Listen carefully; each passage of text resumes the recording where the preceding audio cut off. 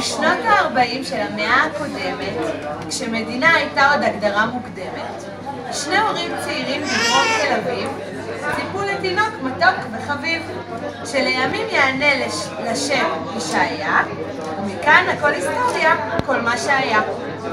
כך, יותר מעשור לפני קום המדינה, כאשר שלט המנדט ביד רמה, הגיח סבא שייקה לאוויר העולם, וזו הסיבה שנמצאים כאן כולם. לציין 80 שנים להולדתך, ולומר ברכות ולחיים בשבילך. זה היום להיזכר 8 עשורים לאחור, ולבחון מה נשכח ומה חשוב לזכור. מהילדות בה גדלת בעיר תל אביב הצעירה והתמימה, שהיום נחשבת במהותה כמדינה בפני עצמה. את ילדותך עברת לצד אחותך יהודית, ומעולם לא זנחתם את המסורת הדתית. השנים חלפו בבית הספר החקלאי, וחלף גם שבותך כחייל נחלאי. אז אם אתם שואלים מאיפה אנחנו הגענו, זה התחיל מהרקע שהקים את סבתא שלנו. מרים קליין, בעלת הלב הרחב, אותה בחר להיות אם ילדיו. השניים התחתנו ועברו לגור עם אמא שלה, ומשם התחילה כל החגיגה.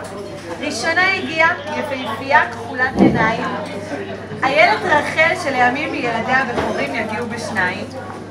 אחריה הגיעה רונית, לא פחות יפה, שלימים תישאר לגור בעיר חיפה. הופה! ובינתיים עבודה חרוצה בבנק לאומי. והנה, הגיע סוף סוף השלישי, בן זכר ושמו בישראל, צביקה, או אם לדייק, צבי בצלאל.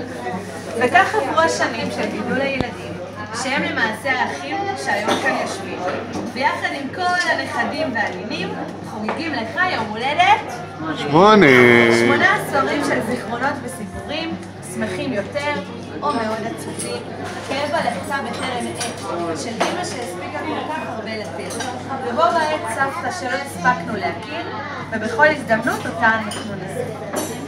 וכמובן רגעים רבים של שמחה, כמו על הקמת המשפחה החדשה, על דבורה שתמיד עומדת לצדך, על הבן שנולד לשניכם, יהודה, על שבתות וחגים ועל כל המועדים.